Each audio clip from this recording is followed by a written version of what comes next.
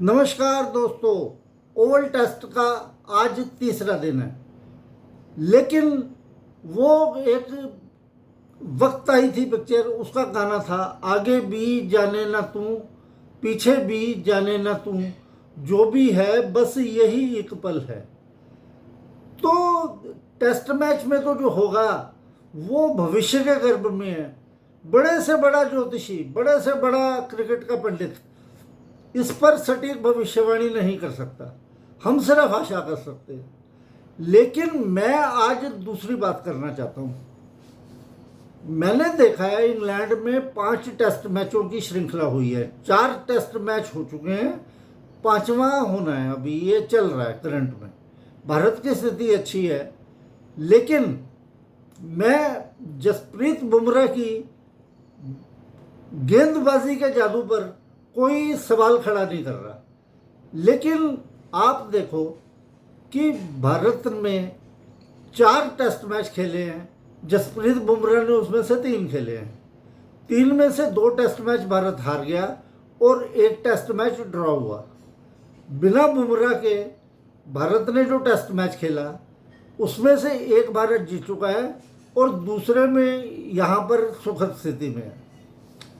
अब सवाल ये उठता है कि क्या बुमराह की दंदनाती गेंदों के जादू के आगे मोहम्मद सिराज और बाकी बॉलर उसके साए में दब तो नहीं जाते। सभी का फोकस जसप्रीत बुमराह पर होता है। उससे होता क्या है कि मान लिया किसी टेस्ट मैच में जसप्रीत बुमराह से कुछ नहीं हो रहा तो दूसरे बॉलर भी हतोत्साहित हो जाते हैं, क्योंकि वो बुमराह के साए में सभी उम्मीद कर रहे होते हैं बुमराह करेगा, बुमराह करेगा। अरे मोहम्मद सिराज अनसंग हीरो है इस क्रिकेट टीम का।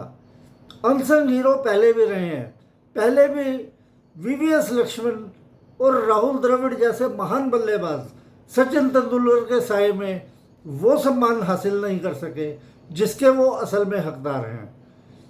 उसी तरीके से बहुत ही जीवट के साथ गेंद करने वाला मोहम्मद सिराज जसप्रीत बुमराह के साए के नीचे वो नाम हासिल नहीं कर सका, वो शोहरत हासिल नहीं कर सका जो बुमराह ले गए। अब होता क्या है, बुमराह के किसी टेस्ट मैच में कुछ ना कर पाने से, क्योंकि सारे बॉलर उसके इर्द गिर्द होते हैं, हर एक इंसान के दिल में होता है कि जसप्रीत बुमराह वो करेगा। जब जसप्रीत बुमराह नहीं करता तो इनका जो प्रदर्शन है वो भी प्रभावित हो जाता है। इनको भी लगता है सारे जसप्रीत बुमराह का नाम ले रहे हैं, हमारा कोई लेता नहीं है। और दूसरी बात है कि जसप्रीत बुमराह से सारी उम्मीद कर रहे हैं, उससे ही कुछ नहीं हो रहा तो हमसे क्या होगा। अब दूसरी केस में जब जसप्रीत बुमराह टेस्ट मैच नहीं खेलता, बर्मिंघम में जैसे नहीं खेला, ये ओवल में नहीं खेला, इसमें क्या होता है कि जसप्रीत बुमराह का साया उनके ऊपर से हट जाता है। अब इन बॉलरों को अपने अंदर, चाहे इनकी पिटाई हो चाहे जो मर्जी कंडीशन हो, अपने अंदर ये विश्वास जगाना पड़ता है कि अब तो बुमराह है नहीं, अब तो हमने ही सब कुछ करना है जो भी करना है। उससे क्या है कि इनका गेंदबाजी का स्तर बहुत ऊपर चला जाता है। उससे क्या होता है कि जो कल इंग्लैंड का हाल हुआ, 109 पर 1 से 247 पर टीम बाहर और एक टाइम 174 पर 3 आउट थे।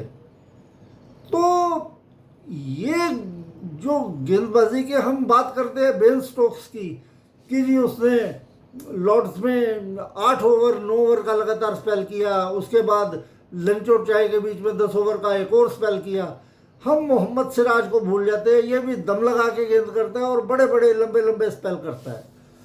तो ये भारतीय टीम की बदकिस्मती है कि एक खिलाड़ी को इतना बड़ा चढ़ाकर हम पेश कर देते हैं कि दूसरे खिलाड़ी का या तो मोरल गिर जाता है, नहीं तो वो उसी के साए के अंदर जीता है और अपना सर्वश्रेष्ठ नहीं दे पाता। तो बुमराह बहुत महान गेंदबाज है, उसने दूसरे बॉलरों से भी प्रदर्शन करवाया है अपने में। लेकिन ये बात बिल्कुल निश्चित है कि जब हम किसी खिलाड़ी विशेष को बहुत ज़्यादा तरजीह देकर दूसरे खिलाड़ियों को इतना नहीं जानते और या इतनी ज़्यादा उनकी अप्रोच की हम बात नहीं करते, तो वो निश्चित रूप से हतोत्साहित होता है। तो इसी वजह से ये आज मेरे दिल में सवाल आया कि भाई 4 टेस्ट मैचों की सीरीज़ है, बुमराह 3 टेस्ट मैच खेला, 1 ड्रॉ हो गया, 2 हार गए। और जो बुमराह नहीं खेला, 1 टेस्ट मैच विदाउट बुमराह खेला, वहाँ जीत गए, और यहाँ पे भी स्थिति बहुत अच्छी है।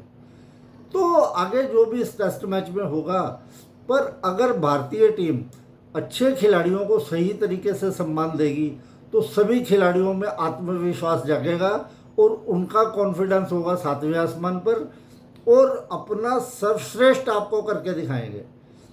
तो बाकी आज मैच समाप्त होगा तो हम इस बारे में मैच के बाद में चर्चा करेंगे और सारे पहलुओं पर विचार करेंगे। तब तक के लिए नमस्कार।